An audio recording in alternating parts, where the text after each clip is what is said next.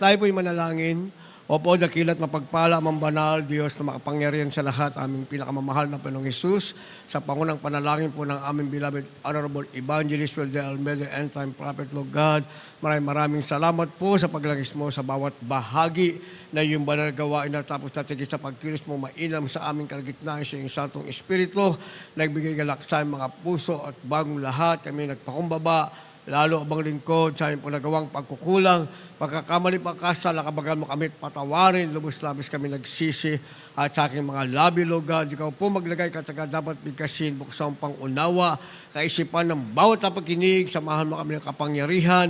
Ikaw po tangi namin inaasahan sa pangalan ni Jesus, unbelief and doubt, Satan cast out, be bound into hell, and be there forever in the name of our dearest Jesus, I pray.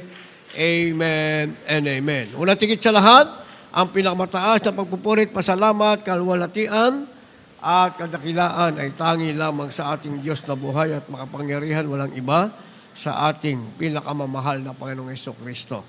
Ako po'y nagpabot ng dobling paggalang sa ating beloved Evangelist Will de Almeida, the end time prophet of our loving God, gayon din po sa ating beloved Alphonse Pastor, our beloved Mama Dear, hindi natin malimutan, palaging alalahanin ang kanilang mga turot aral ni iwan sa atin.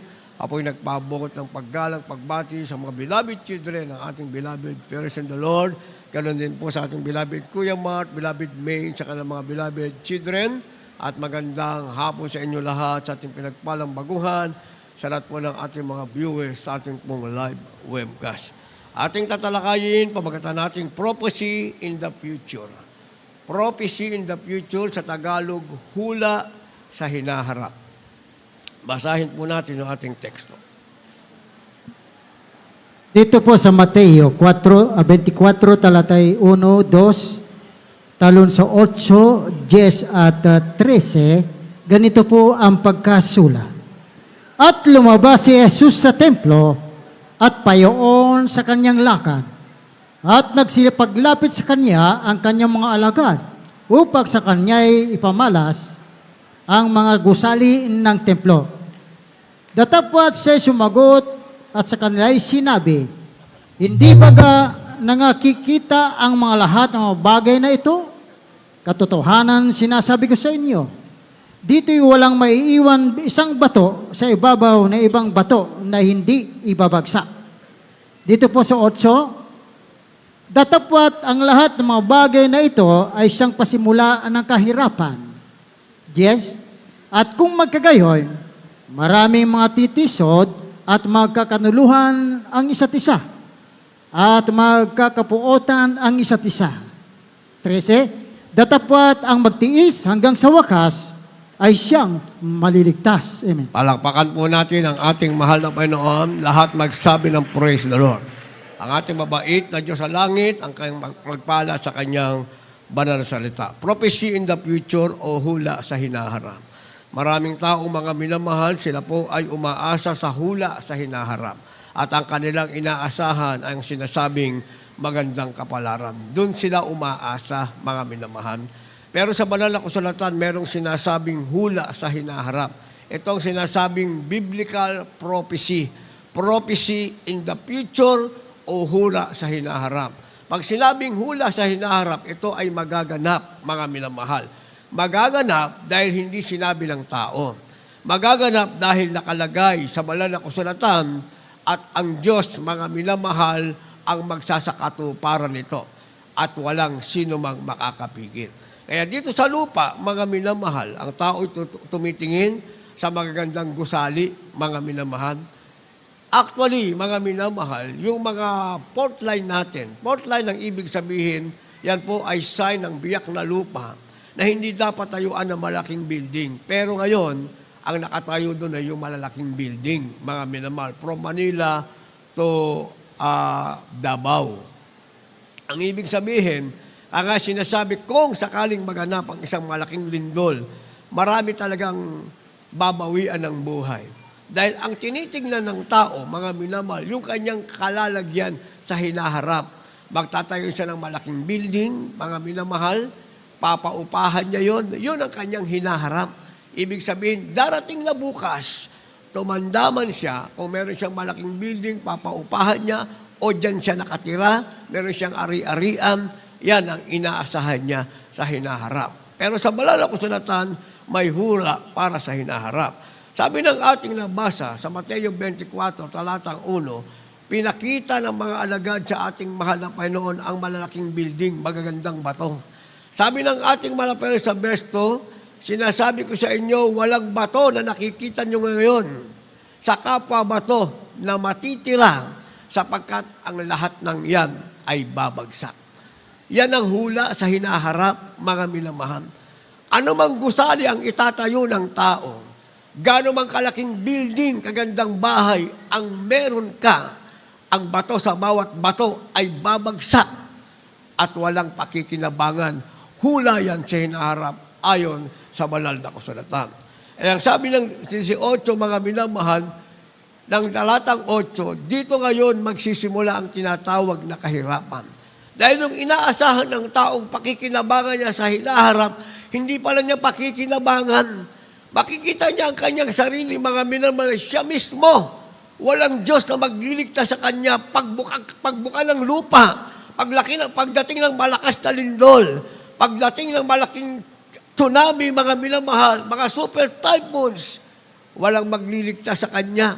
Habang nakikita niya yung kanyang pinaghirapan, bato, kapwa sa bato, ay babagsak at walang pakikinabangan. Maging ang sarili niya ay hindi niya mailigtas. Kaya sabi ng verse 8, ito'y simula ng kahirapan. At ang sabi ng verse 10, mga minamahal, dito ay maraming mga titison.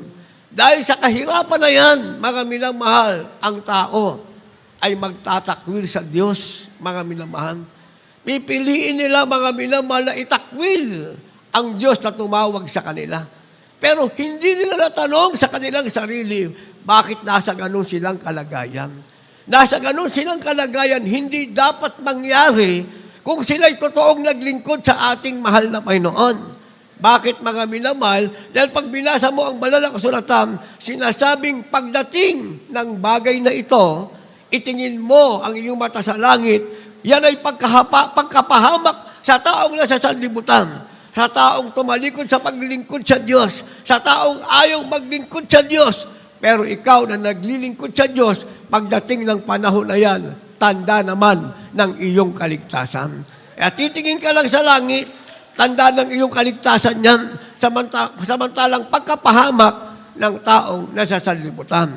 Kaya ang sabi ng verse 13, datapwat ang magtiis hanggang sa wakas ay siyang maliligtas. Kaya kung makita natin ng ating mga mata ang propesiyang ito ay nagaganap na, mga minamahal, huwag mong itakwil ang Panginoon. Magtiis ka. Tawagan mo ang Panginoon. Siguraduhin mo lang sa sarili mo na ikaw ay karapat-dapat tumawag sa Panginoon. Baka naman pagdating ng panahon na yan at saka mo lang naalala ang mahal na Panginoon, nagsisisi na ako sa aking mga pagkukulang. Nagsisisi na ako sa hindi ko pagdalo. Nagsisisi na ako sa hindi ko pagganap ng aking tungkulin. Huli na ang iyong pagsisisi. Kaya nga walang unang pagsisisi. Ang lahat ng pagsisisi ay nasa huli. Pero kapag ikaw ay naglingkod sa Diyos, dumating man ang propesiya, mga minamahal, wala kang pagsisisihan dahil walang nasayang sa paglilingkod mo sa ating pinakamamahal na Panginoong Jesucristo. Ang pagsisisihan mo, bakit ka hindi nagtiis hanggang sa wakas? Ang meron ka, hindi mo pakikinabangan dahil pagdating ng sinasabing propesiya o hula sa hinaharap, sinasabing prophecy in the future, yan ay sinasabing pag-uwi na sa piling ng ating mahal na Panginoon. At pagkapahamak naman sa hindi nararapat pumasok sa kaharian ng langit. Kaya nga meron sinasabing an uncertain future. An uncertain future ang ibig sabihin niyan, isang hindi tiyak na hinaharap. Kasi ang tao, mga minamahal, palagi siya nakapokus sa hinaharap niya. Maging sa kanyang pagtanda, hindi niya nga alam kung tatanda pa siya. Kailangan mag-ipon ako ng ganito. Kailangan ito ang maitayo ko. Para pagtanda ko, ito ang aking magiging dwelling place. Ibig sabihin, tirahan, pahingahan. Kailangan ito ang meron ako para sa aking hinaharap pagtanda ko. Ang tanong, tatanda ka pa ba? Baka bukas bawiin na ng Diyos ang pinahiram niyang hininga sa'yo. Yung hinahanda mo sa hinaharap ay hindi mo na pakinabangan pa. Kaya sabi ng ating beloved Honorable Evangelist Wilde Almeida, the end-time prophet of our loving God, huwag mong isipin ang hinaharap. Ang isipin mo, ang bawat segundo ng buhay mo na nagagawa mo ang kalooban ng Diyos at handa kang pumasok sa karian ng ating mahal na Panginoon. Yan ang iisipin mo in every second of your life. Basa. Dito po sa aklat ng Henesis Kapitulo 27, ang bersikulo po ay 2. At sinabi niya, narito, ako'y matanda at hindi ko nalalaman ang karawan ng aking kamatayan. Dito po sa aklat ng Juan Kapitulo 5, ang bersikulo po ay 28 hanggang 29. Huwag ninyong ipanggilalas ito sapagkat dumarating ang oras na ang lahat na nangasalibingan ay makaririnig ng kanyang tinig at magsilabas ang mga nagsagawa ng mabuti at sa pagkabuhay na maguli sa buhay at ang mga nagsigawa ng masama ay sa pagkabuhay na maguli sa paghatol. Amen. Palakpakan natin ang ating mahal na Panginoon. Lahat magsabi ng praise the Lord. An uncertain future, kasama ito sa prophecy in the future. Sinasabi mga minamahal, at hindi ko nalalaman ang kaarawan ng aking kamatayan. Walang nakakaalam, mga minamahal, sa kaarawan ng ating kamatayan. Kaya nga merong isinisilang, mga minamahal, isinilang na wala ng buhay. Meron namang kasisilang lang, sa susunod na araw, wala ng buhay. Bakit? Dahil ang tao sa kanyang sarili, hindi niya alam ang kaarawan ng kanyang kamatayan. Nung pala nakasulat sa banal na kasulatan, mga minamahal. Kaya mga minamahal, sinabi itong uncertain future dahil ang tao nakatingin sa future. Nakatingin siya sa hinaharap niya, pinaghahandaan niya yon. Hindi nga alam ng tao ang araw ng kanyang kamatayan. Kaya ang dapat paghandaan niya, ang sinasabing bawat araw ng sandali na siya'y naglingkod sa ating mahal na Panginoon dahil merong tinatawag na paghatol. Anong sinasabing paghatol? Ayaw at sa gusto ng tao, ito'y magaganap. Ang sabi, huwag niyo ipanggilas ito. Sapagkat dumarating ang oras na ang lahat ng nasa libingan ay makakarinig ng kanyang tinig. Maaga kang nabawian ng buhay o matanda ka ng binawian ng buhay, ayaw mo sa gusto, masama ka't mabuti, maririnig ng iyong tainga ang tinig ng ating mahal na Panginoon. Kaya hindi mo pwedeng sabihin, nagpakamatay na ako. Ito ang solusyon sa problema ko. Ayan nga ang solusyon sa problema ko. 36 years ago, almost 36 years ago, yan ang solusyon sa problema ko. Kaya itong nawalang kagalingan, itapon sa reposarium, uminom na lang lason at magpakamatay. Dahil ang iniisip ng tao sa hinaharap, pag nang pakamatay ka, pahinga ka na, ay mali pala eh. Kaya sinasabi itong uncertain future o isang hindi tiyak na hinaharap. Kailangan tiyakin mo ano ang hinaharap mo. Dahil sabi ng ating nabasa, maging masama ka o mabuti, nasa libingan ka, saan ka man naroon. Pagdating ng paghatol, marinig mo pa rin ang tinig ng Panginoon. Ano mapapakinggan mo? Sabi ng 29, magsisilabas ang nagsisigawa ng mabuti sa pagkabuhay na magmuli sa buhay. Kung ikaw ay inabot ng kamatayan, naglingkod ka sa Diyos, gumagawa ka ng mabuti, mapapakinggan mo ang tinig ng Diyos, sasabihin sa iyo, ikaw ay mabubuhay na muli, sa pagkabuhay na magmuli, ikaw ay mabubuhay. Ang ibig sabihin, wala ka sa tinatawag na paghatol, ikaw ay may buhay na magmuli sa pagkabuhay, ang ibig sabihin, nasa piling ka ng ating mahal na Panginoon. Yan, kung ikaw ay gumawa ng mabuti, may maganda kang hinaharap. Ngayon, kung gumawa ka naman ng masama, tumalikod. Ayaw mo maglingkod sa Diyos, nagsawa ka na. Sabi ng second praise, at ang mga nagsigawa ng masama ay sa pagkabuhay na magmuli sa paghatol. Kaya ang mabuti at masama, bagamat sila'y patay na, makarinig pa rin sila ng tinig ng Panginoon. Ang sabi, ang mabuti ay sa pagkabuhay na magmuli, ang masama ay sa paghatol. Kaya ang paghatol ang sinasabi, ang paglalagyan mo na nito, yung sinasabi ng lake of fire. Ang lake of fire ay itong daigdig na ito. Maraming mataas na building, sabi ng ating nabasa, ang bato sa kapwa bato ay babagsak at walang pakikinabangan dahil magiging lake of fire ang daigdig na ito. Ngayon, kung marinig mo ang tinig ng Diyos, mga minamahal, may katiyak ka kasi hinahanap mo. Hindi ka para sa paghatol. Sabi, ikaw ay sa pagkabuhay na muli, sa buhay, ibig sabihin, sa piling ng ating mahal na Panginoon. Kaya pagkatapos nito, meron sinasabing guaranteed future. Guaranteed future ang ibig sabihin, garantisadong hinaharap. Hindi ka baka sakali, ano kaya ang aking magiging hinaharap? Sa paglilingkod kong ito sa mahal na Panginoon, ano kaya naghihintay sa akin? Hindi mo na kailangang magtanong. Ikaw na ang sasagot sa sarili mo niyan.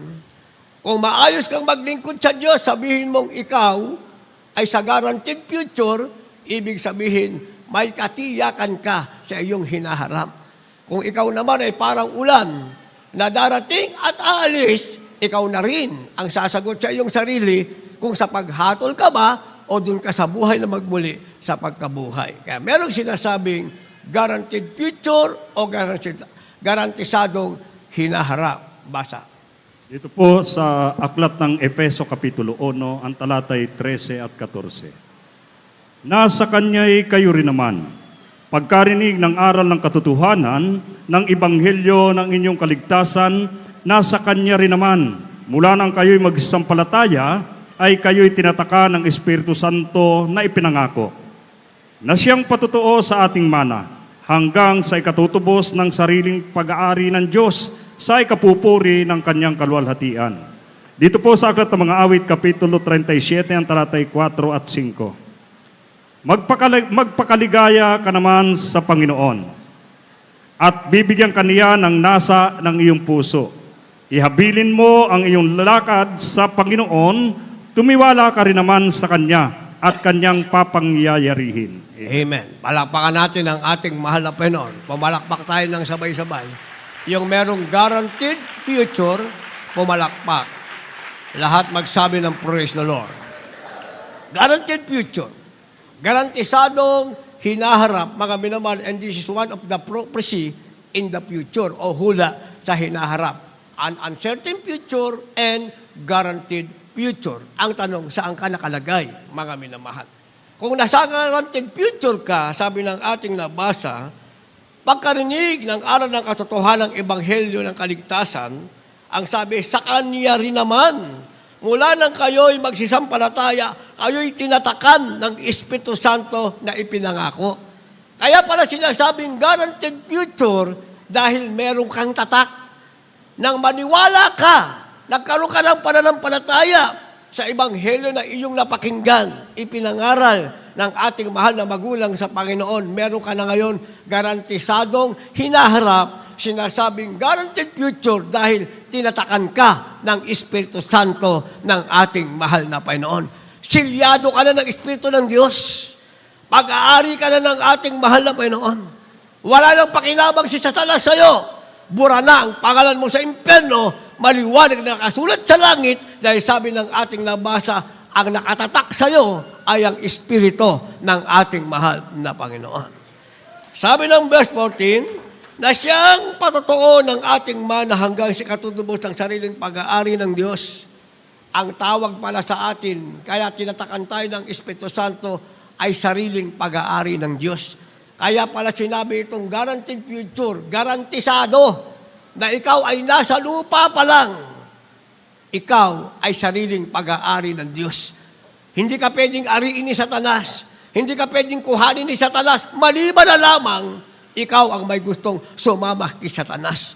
Pero hanggat galit ka kay Satanas, nakipag-away ka kay Satanas, si Satanas, walang kapangyarihan sa iyo dahil sabi ng ating nabasa, may tatakalan ng Espiritu Santo, ikaw ay sarili pang pag-aari ng ating mahal na Panginoon. Ang tawag dyan ay guaranteed future. Kaya nga, para manatili sa iyo yan, sabi ng Psalms 37, verse 5 and 4, kung ikaw ay magpapakiligaya, saan ka magpapakaligaya? Ang sabi, magpakaligaya ka naman sa Panginoon, bibigyan ka niya ng nasa ng iyong puso.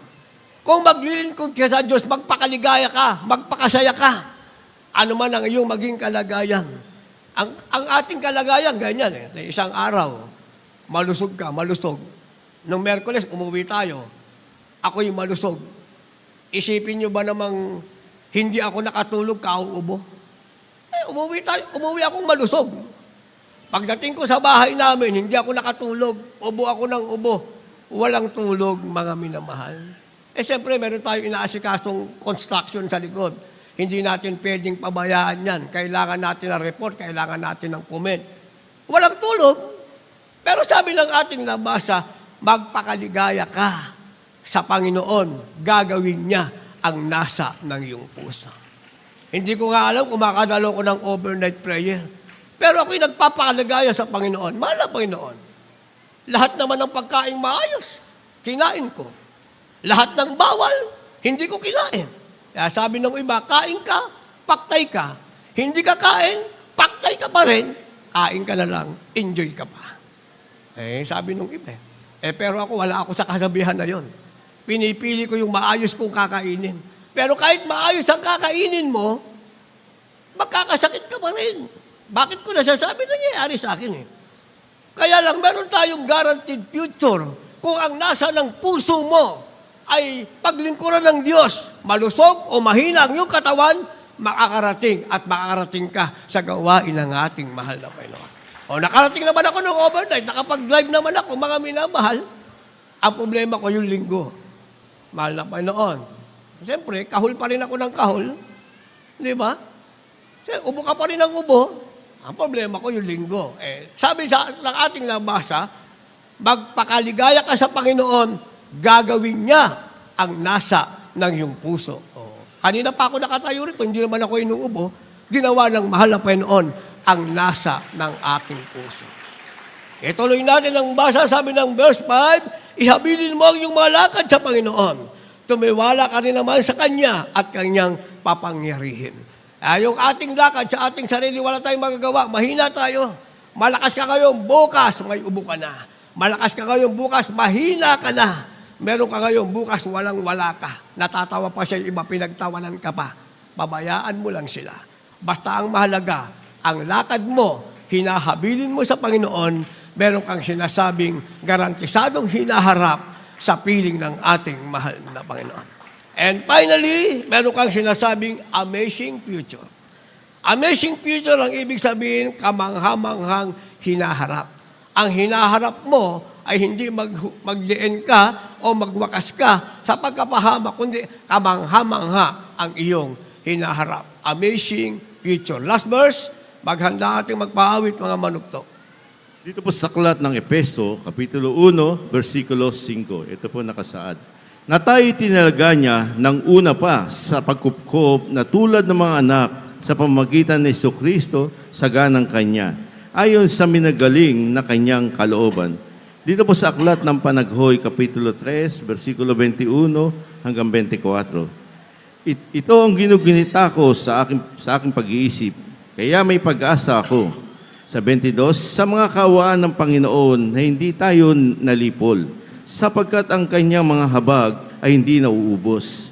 Ang mga yaon na bago tuwing umaga, dakilang iyong pagtatapat. Sa 24, ang Panginoon ay aking bahagi, sabi ng aking kaluluwa, kaya ako'y aasa sa Kanya. Palakpakan natin ang ating mahal na Panginoon. Sabay-sabay tayong pumalakpak sa ating mahuling versikulo. Lahat magsabi ng malakas na praise the Lord. Amazing future. Sinabi itong kamangha-manghang hinaharap dahil sabi ng verse 22 na ating nabasa, mga minamahal, sa kawaan ng Panginoon ay hindi tayo nalipol sapagkat ang kanyang habag ay hindi nauubos. Nandun tayo sa habag ng Diyos na hindi nauubos, kaya hindi tayo nalilipol. Ang ibig sabihin, hindi ka nalulugmok. Kung nasa pagsubok ka, ngayon ka lang nasa pagsubok. Palagi mong asahan na merong Diyos na mag-aalis ng pagsubok na nasa iyo ngayon. O baka naman ang pagsubok mo, pagkukulang yan. Ang ibig sabihin, tinutuwid tayo ng ating mahal na Panginoon. Kaya sabi ng ating nabasa, ang mga yaoy bago ting umaga, dakila ang iyong pagtatapat. Yun daw kahabagan ng Diyos, bawat umaga. Tuwing sisikat ang araw, bago yan, sapagkat tapat ang kadakilaan ng ating mahal na Panginoon. Verse 24, ang Panginoon ay aking bahagi. Sabi ng aking kaluluwa, kaya't ako'y aasa sa Kanya. Ibig sabihin, yung ating Diyos, He is our portion. Kung meron kang bahagi, wag mong gawing bahagi ang merong sa salibutan. Ito ang aking bahagi, ito ang aking parte, walang kwenta ang meron sa salibutan. Ang gawin mong bahagi, mga minamahal, ang ating mahal na Panginoon. Yan, sabi ng Efeso chapter 1, verse 5, na tayo'y itinalaga niya ng una pa sa pagkupkop na tulad sa mga anak sa magitan ni Jesucristo sa ganang Kanya ayon sa minagaling na Kanyang kalooban. Kaya pala sinasabing amazing future ito dahil ito'y minagaling na kalooban ng Diyos. Ang sabi, nung una pa, tayo'y itinalaga ng Diyos na mapabilang sa Kanyang mga anak. Kaya iba't iba ang ating pinanggalingan, mga minamahal. Iba't ibang relihiyon ang ating pinanggalingan. Iba-ibang sekta, mga minamahal. Pero nung una pa man, itinalaga tayo ng Diyos, kaya sinabing amazing future. Yung ating kasalanan noon, kinalimutan ng Diyos. Dinala tayo sa katotohanan ito, sa pangunang panalangin ng ating mahal na magulang sa Panginoon, sa tunay na iglesia ng ating mahal na Panginoon. And what we have now is amazing future. Ibig sabihin, kamanghamanghang hinaharap. Kaya nga, meron tayong sinasabing hula sa hinaharap. Ang hula para sa hinaharap ay manahin natin ang langit na ipinangako ng ating mahal na Panginoon. Lahat tayo tumayo. Lahat ng mga dala niyong bisita, gusto ba nila ng sinasabing hula sa hinaharap na sila ay magkaroon ng guaranteed future and amazing future, hindi ang uncertain future? Dalhin niyo sila sa harap at ipag-pray natin sila sa pangalan ng ating mahal na Panginoon. Tayo umawin. Awitin natin ang awiting Don't Say No to Jesus sa Tagalog version. Huwag nating sabihin, ayoko Panginoon. Ang dapat lang nating sabihin, tinatawagan tayo ng mahal Panginoon, yes Lord. Yun lang ang ating dapat sabihin. Hallelujah.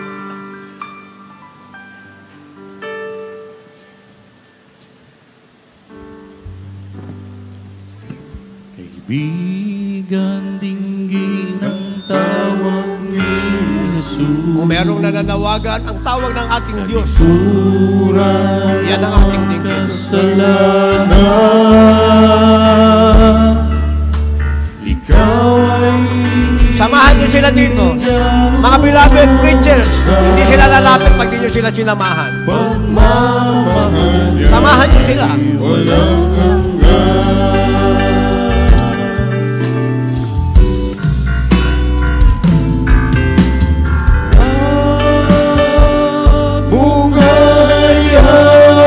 Bugayan, si Jesus sa buhay mo ay Huwag mong lumisan. babayaan si Jesus sa buhay mo'y lumisan. Huwag mong tatanggihan. Papasukin mo. Papasukin mo siya. Ililigtas ka. Ililigtas Ulitin natin ka. yan. Huwag mo hahayaan. Hallelujah.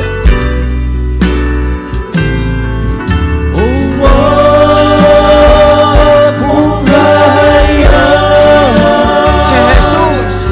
Si Jesus sa buhay mo ay lumisan. Huwag mo tatanggihan. Huwag mong tatanggihan. Papasukin mo. Papasukin mo siya. Ililigtas ka. Ililigtas ka. Second stanza. Ngayon, ang araw ng kaligtasan. Ngayon ang araw ng kaligtasan. Tanggapin mo siya. Tanggapin mo siya hanggat may oras pa. Tumawag ka sa kanyang ngalan. Tumawag ka sa kanyang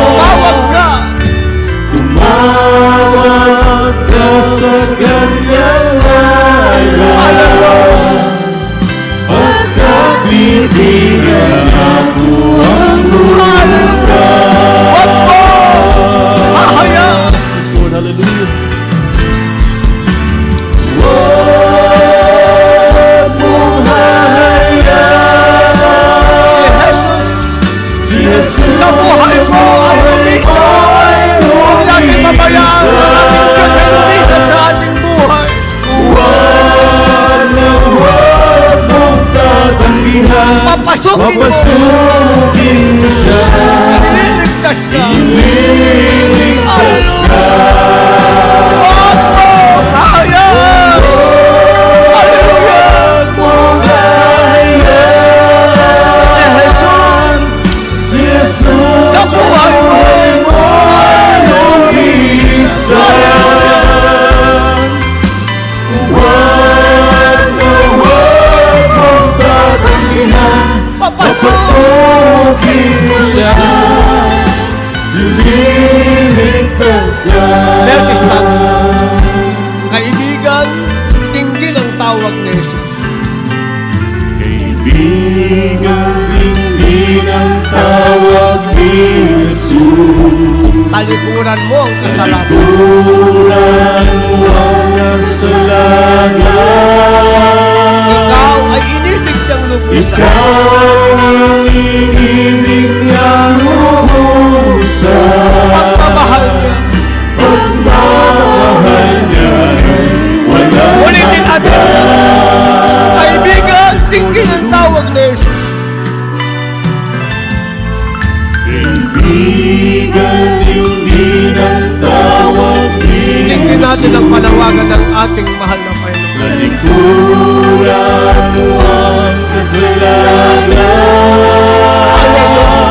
Ikaw Ikaw ay inibig niyang lubusan. pagmamahal niya. Pagmamahal niya ay walang hanggan.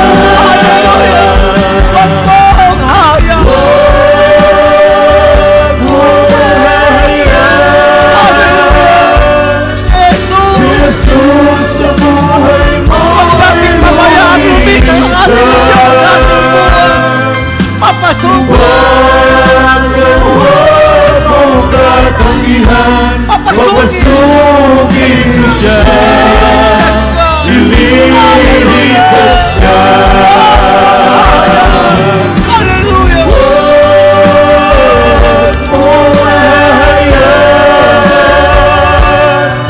si Jesus sa buhay mo ay lumisan. Huwag mong tatanggihan. Papasukin mo siya. Ililigtas ka. Huwag mong hayaan si Jesus sa buhay mo ay lumisan. Huwag mong tatanggihan. Papasukin mo siya. Ililigtas ka.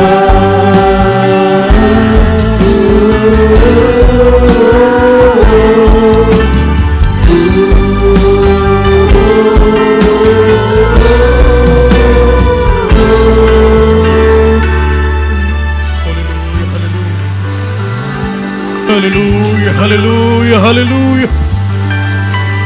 Purihin ang ating pinakamamahal na Panginoon. Purihin ang ating dakilang Diyos para sa ating mga minamahal na mga baguhan na ngayon lang nakadalo sa manalagawain ng ating dakilang Diyos. At sa mga beloved choir, pakitranslate na lang po yung aking pong sasabihin sapagkat hindi po lahat na maunawaan ang Tagalog. Amen, praise God, purihin ang ating dakilang Diyos. Mga minamahal, kayo po ay napakapalad sapagkat alam naming ang mahal na Panginoon mismo ang siyang nagdala sa inyo dito sa tunay na iglesia ng ating dakilang Diyos. Na ito po'y pinangunahan ng aming pong minamahal at ginagalang na Ebanghelista, minamahal Pastor Wildy Estrada Almeida, katuwang ating pong minamahal at ginagalang na Assistant Pastor Lina C. Almeida at magiging ng mga beloved Almeida family.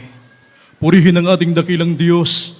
Mga minamahal, kayo po ay inyo pong napakinggan ang mga buhay at pinagpalang patotoo, maging ng mga dakilang tanda, mga kababalaghan, mga himala na ginawa ng ating dakilang Diyos dito sa tunay na iglesia ng ating mahal na Panginoon.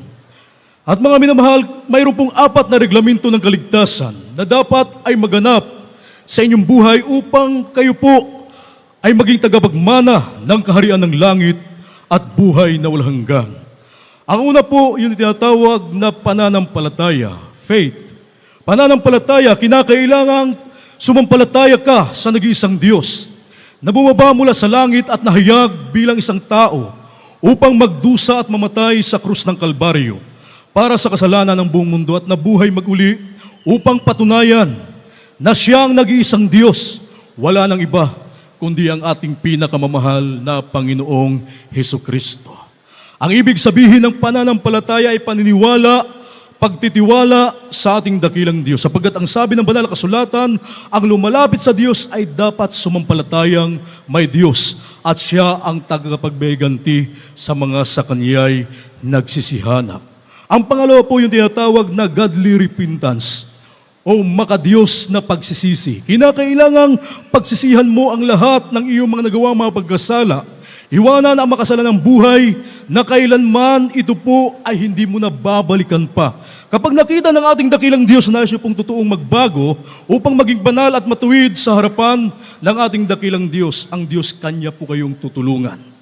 Yun po ang ibig sabihin ng makadiyos na pagsisisi. Pagtalikod sa buhay makasalanan ng kasalanang na pagsisihan, ito po ay hindi na kailanman babalikan pa. Ang pangatlo po ay tinatawag na water baptism in the name of Jesus. Bautismo sa tubig sa pangalan ng ating pinakamamahal na Panginoong Hesukristo. Yan po ay nakasulat sa Aklat ng mga Gawa, Kapitulo 2, ang bersikulo po ay 38. Ang sabi ng Biblia, magsisi kayo at magbautismo ang bawat isa sa inyo sa pangalan ni Hesukristo sa ikapagpapatawad ng inyong makasalanan at tatanggapin ninyo ang kaloob ng Espiritu Santo. Ito po ay hindi pag-anib sa panibagong relihiyon o sikta. Ito po ay pagsasakatuparan kung ano ang isinagawa ng mga apostolis 2,000 taon na. Ang nakalipas, patuloy po nating isasagawa ang bautismo sa tubig sa pangalan ng ating pinakamamahal na Panginoong Hesukristo na ayon sa ating nabasa, ito po sa ikapagpapatawad ng ating mga kasalanan. Ang pang-apat po, baptism of the Holy Ghost.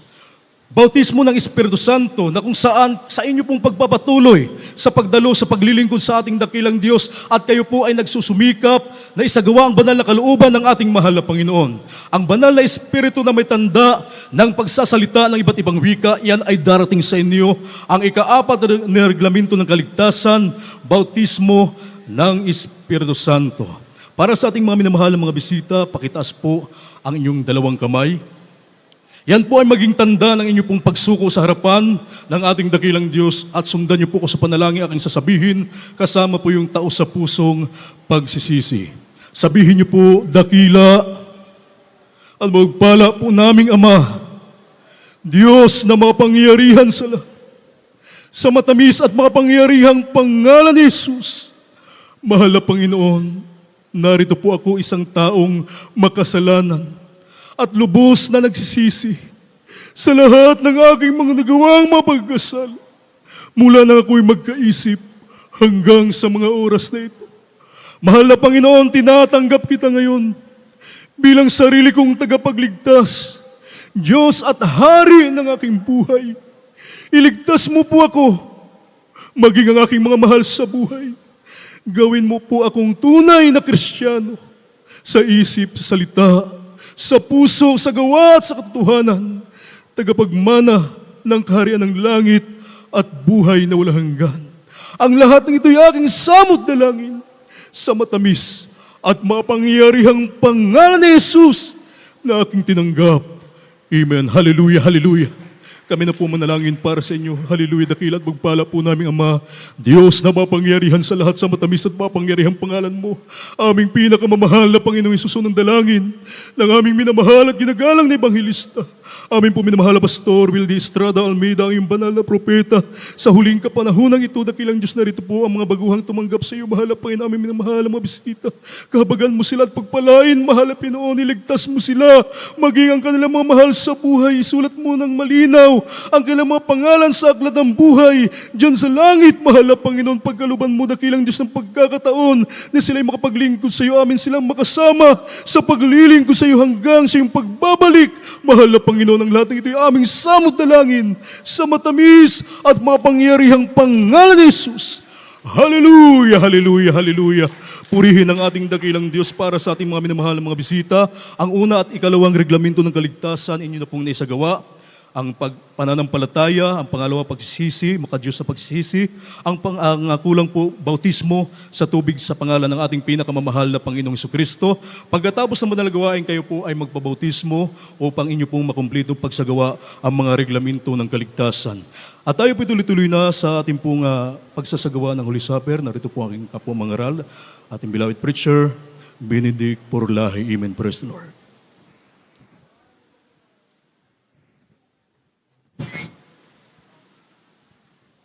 Amen. God bless you, beloved Odell. My beloved co-preacher, ang mga mahal. Tayo po ay dadako po sa banal na hapunan. Ito po ay banal. Ito po ay sagrado. Kinakailangan mga mahal na maging karapat-dapat tayo sa pagsali o pagsalo sa banal na hapunan. Kaya sa ating po pagkasagawa mga mahal, awitan po natin ang ating po pinakamamahal na Panginoon, ating po saliksikin. Habang inaawit ang awiting ito, saliksikin po natin ang ating mga puso sa ating mga pagkukulang, mga pagkakamali, yan po ay ating pong ihingi ng tawad sa ating pong dakilang Diyos. Hallelujah.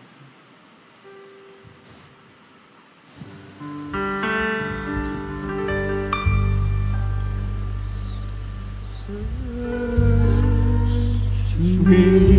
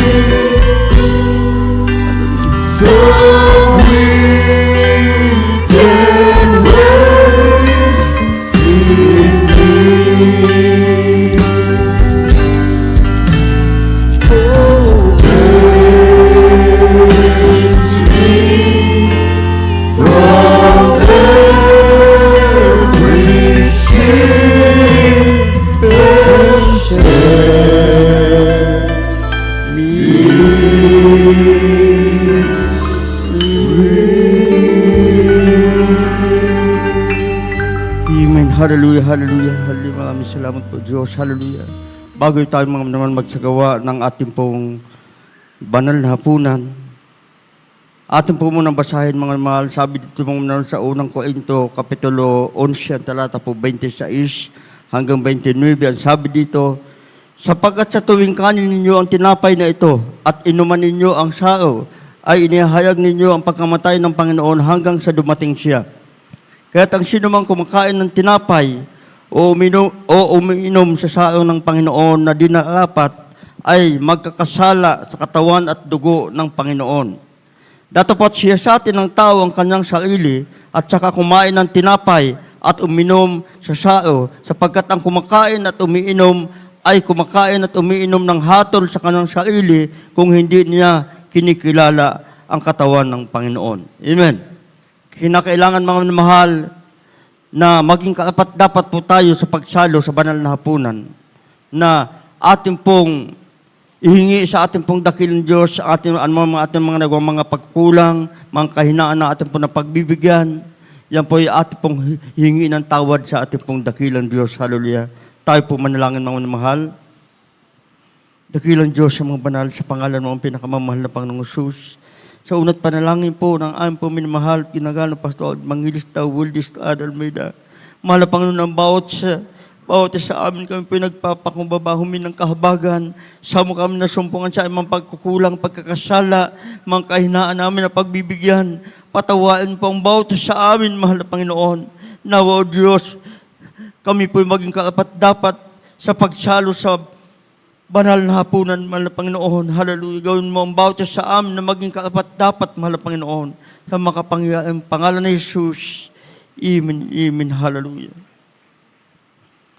Mga minamahal, atin pong hawakan ang tinapay na ito po, mga minamahal, ay nagsimbolo ng katawan ng ating pong pinakamamahal na Panginoon na nabayubay doon sa krus ng Kalbaryo. Sabi dito, mga minamahal, sa unang Korinto, Kapitulo 11, ang talata po ay 24 hanggang 25. At nang siya ay makapagpasalamat, ay kanyang pinagputol-putol at sinabi, ito'y aking katawan na pinagputol-putol dahil sa inyo. Gawin ninyo ito sa pag-alaala sa akin. Kainin po natin ang tinapay.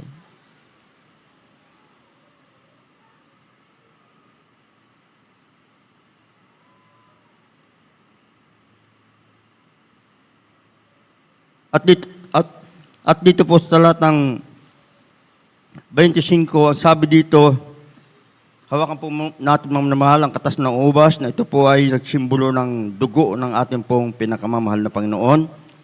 Sabi dito, at gayon din naman, hinawakan ang sao sa pagkatapos na makahapon at sinasabi, ang saong ito ay siyang bagong tipan sa aking dugo. Gawin ninyo ito sa tuwing kayo magsisiinom sa pag-alaala sa akin. Inumin po natin ang katas ng ubas.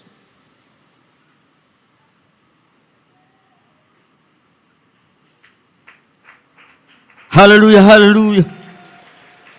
Hallelujah, hallelujah.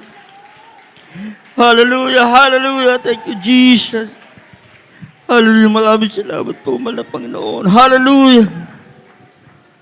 Hallelujah, hallelujah. Praise the Lord. Thank you, Jesus. Hallelujah, hallelujah.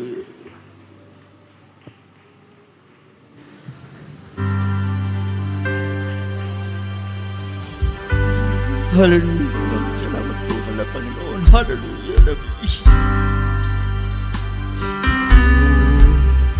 Tinapay ng buhay, kanin mo at ibahal. Hallelujah, hallelujah.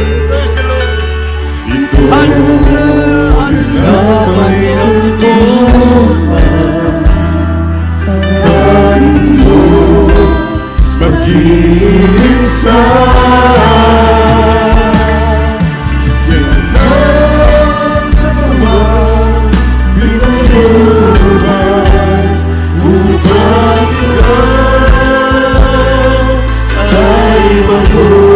hallelujah.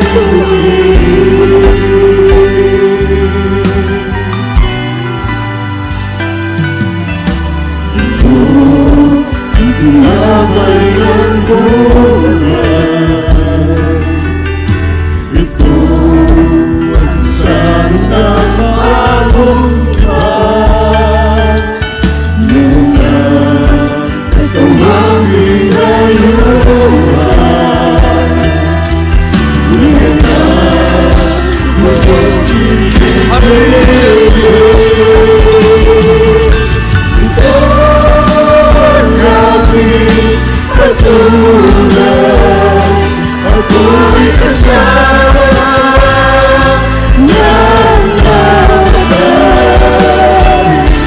Ibon aking ipahayag na magpapalik si Jesus na buhay. Ibon aking pagtulad, ako'y kasama ng namatay. Ibon aking ipahayag na magbabalik si Jesus na buhay. Ibon aking pagtulad, ako'y kasama ng namatay. Ibon aking ipahayag na magbabalik si Jesus na buhay. Na magbabalik si Jesus na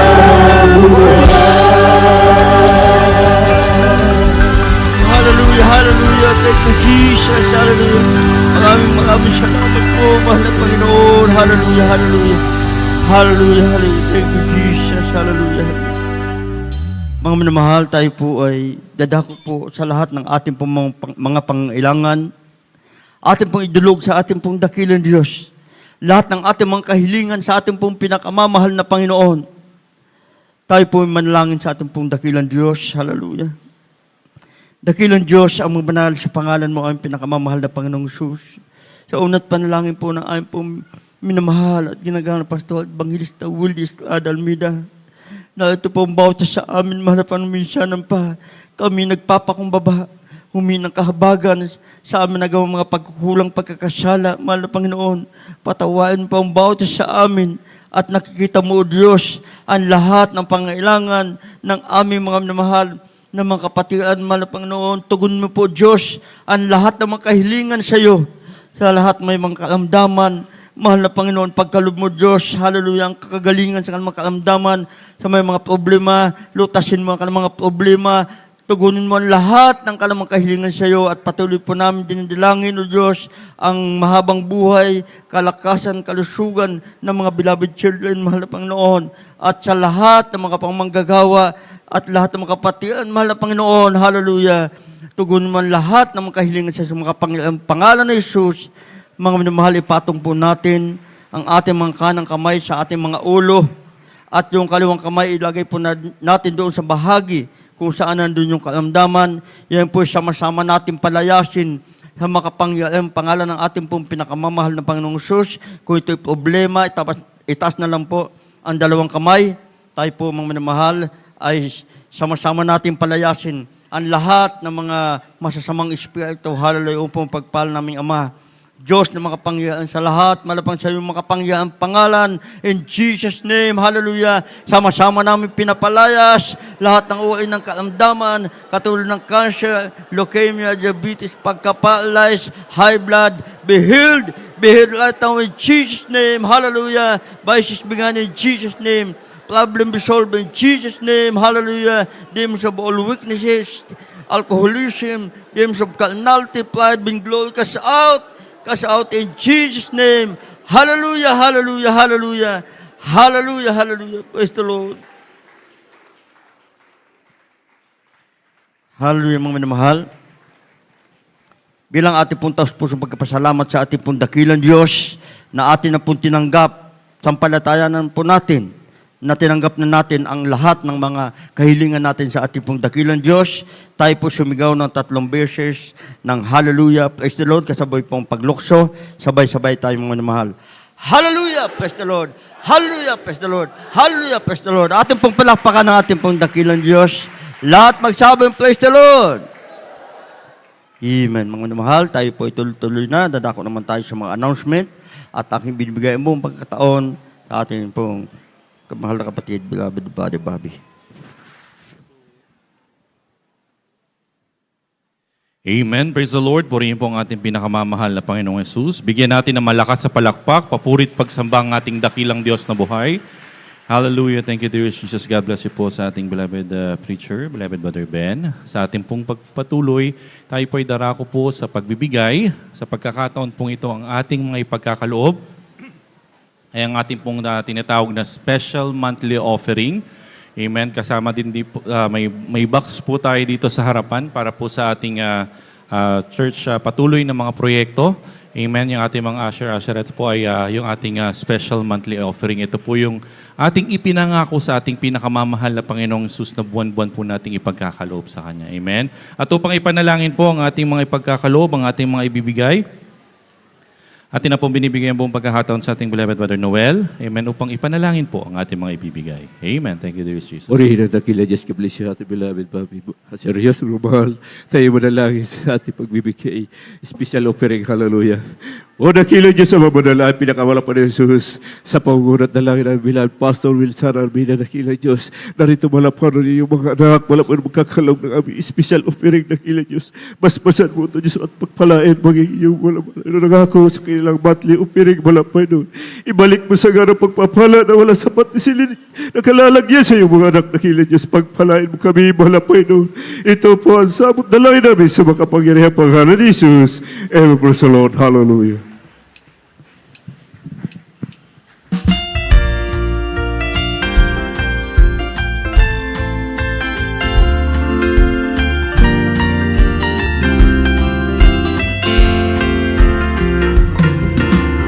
Ang pagbibigay ay tanda ng pagmamahal sa Diyos at kapwa at salita ng banal. Yamang ating sundin, ipagpatuloy natin magbigay upang pagpalain. Tayo'y magbigay at upang pagpalain, ating sundin ang nabutos sa atin. Ikaw po at handog ating ibigay, sapagkat sa pag-ibigay mayroong buhay. Sa pagbibigay, kaluluwa'y maliligtas. Kaya tayo'y magpatuloy magbigay. Ang bawat libo, milyon mong ialay, mundong makasalanan ay wakas. Tayo'y magbigay at upang pagpalain, ating sundin ang nabutos sa atin. Ikaw po at handog ating ibigay, sapagkat sa pagbibigay mayroong buhay. Tayo'y magbigay at upang pagpalain, ating sundin ang nabutos sa atin. Ikaw po at handog ating ibigay, sapagkat sa pagbibigay mayroong buhay. Sapagkat sa pagbibigay mayroong buhay. Sapagkat sa pagbibigay mayroong buhay. Amen. Praise the Lord. Purihin po ang ating pinakamamahal na Panginoong Hesus. God bless you po sa lahat ng ating beloved brethren na tapat at masayang nagkaloob para po sa ating pinakamamahal na Panginoong Hesus. Ang ating dakilang Diyos na buhay ay magbalik po sa inyo ng makalibong beses. Amen. Tayo po'y tuloy-tuloy na sa ating pinagpalang banal na gawain. Sa pagkakataon po ito, tayo po'y darako po sa mga announcement ng ating schedule ng ating pinagpalang banal na gawain. Tayo po ay nagpupuri at nagpapasalamat sa ating pinakamamahal na Panginoong Hesus at nabibiyayaan po tayo ng malayang pagkakataon kung saan tayo po ay nakakapagsagawa ng ating mga pinagpalang banal na gawain 3 beses isang linggo. Ang ating midweek service, araw po ng Miyerkules. Amen? Tayo po ay nagsisimula ng alas 4 ng hapon at matatapos po tayo ng alas 9 ng gabi. Ulitin lamang po natin yan ang ating midweek service. Tayo po ay magsisimula ng alas 4 ng hapon at matatapos ng alas 9 ng gabi. Ang ating naman pong Friday church service, tayo naman po ay magsisimula ng alas 5 ng hapon at matatapos po tayo ng alas 11 ng gabi. At ang ating Sunday general worship, tayo naman po ay nagsisimula ng alas 10 ng umaga ng linggo, araw ng linggo, at matatapos po tayo alas 4, minsan maabot tayo hanggang alas 4:30 ng hapon. Amen. Sa ating po mga minamahal naming kababayan, nakakapanood po ng ating pinagpalang live webcast. Kayo man din po ay malugod naming inaanyayahan na dumalo. Kayo po ay tumungo, magpunta, sama-sama po tayong magpuri at magpasalamat sa ating pinakamamahal na Panginoong Hesus sa mga araw po na nabanggit. Matatagpuan po ang ating banal na gawain sa ating bahay-sambahan. Jesus Miracle Crusade International Ministry, Marilao Outreach. Matatagpuan po tayo sa T. Mendoza Street, Barangay Saug, Marilao, Bulacan. Amen. Sa mundo naman po ng radyo, tayo patuloy na araw-araw na papakinggan mula po araw ng Lunes hanggang araw po ng Sabado. Ang ating programa, Jesus Miracle Hour, ay patuloy na napapakinggan sa DZME, 1530 kHz AM band, alas 11 ng gabi at matatapos po tayo ng alas 12 ng madaling araw. Amen. Ang ating TV program patuloy na umi-air at napapanood sa PTV Channel 4. Every Saturday naman po yan, araw ng Sabado, alas 10:30 po ng gabi at matatapos po tayo ng alas 12 ng madaling araw. Para po sa ating mga social media accounts, kung saan po napapanood live webcast, amen, ang ating mga pinagpalang banal na gawain. Katulad po ngayon, tayo po ay napapanood sa ating Facebook account, sa ating Facebook page, sa ating YouTube channel. Ang ating YouTube channel, JMCIM Marilao. Ganun din po ang ating Facebook account, Facebook page, JMCIM Marilao. Amen. Palakpakan po muna natin ang ating pinakamamahal na Panginoong Hesus. Amen. At muli po sa ating pong paglabas mamaya, dahan-dahan lang po ang ating pagpapatakbo ng mga sasakyan. Mag-ingat po tayo sa ating pong pag-uwi. At special announcement lamang din po kung hanap po tayo ng volunteers para po mamayang gabi. May mga ibababa lang po tayong gamit. After po ng ibababa po yung gamit dito sa ating bahay-sambahan sa Dako ng Marilao. Kaya po nangangailangan tayo ng mga volunteers.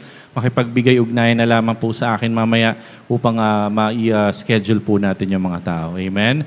Purihin po ang ating pinakamamahal na Panginoong Hesus at dito po natatapos ang ating pinagpalang banal na gawain. Para po sa ating closing prayer, atin na pong binibigay ang buong pagkakataon sa ating beloved brother Ferdy. Amen. Thank you, dear Jesus. Amen. Praise the Lord. God bless you po, beloved brother Azares. Tayo manalangin sa ating pagtatapos. O dakilang magpala namin Diyos sa Panginoon sa lahat ng mga banal. Kami nagpupuri, nagpapasalamat sa iyo, mahal Panginoon, sa natapos tagumpay na yung banal na gawain, mahal Panginoon. Sa pagkilos mo sa bawat yugto, yung banal na gawain, mahal Panginoon. Sa matinis at banal na presensya na pinapadama mo sa bawat sa amin, mahal Panginoon Jesus. Salamat po, mahal Panginoon, sa Ebanghelyo na kaligtasan, na kalakasan namin tunay na pagsunod sa iyo, mahal Panginoon. Sa aming pag-uwi, kayo magbay, patnubay, mag-ingat. Makating kami mapayapa sa aming bahay, taglay kalakasang kalusugan na nagmumula sa iyo. Dalangin namin sa iyo, muli mo kami ibalik, na purihin ka, sambahin ka sa Spirit katotohanan, mahal Panginoon Jesus. Ang samot dalangin sa pangalan ni Jesus. Amen. Praise the Lord. Amen. Praise the Lord. Purihin po ang ating pinakamamahal na Panginoon. God bless you po sa lahat ng ating beloved brethren. Mag-ingat po tayo sa ating pag-uwi. Amen ang ating mga beloved mga awit.